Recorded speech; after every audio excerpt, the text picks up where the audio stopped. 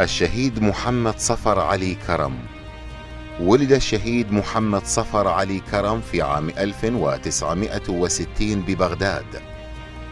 أكمل دراسته الابتدائية والتحق بالخدمة العسكرية، واعتقل الشهيد من قبل النظام البعثي السابق في عام 1980 بعد أن هجرت عائلته وصودرت جميع أملاكهم المنقولة وغير المنقولة.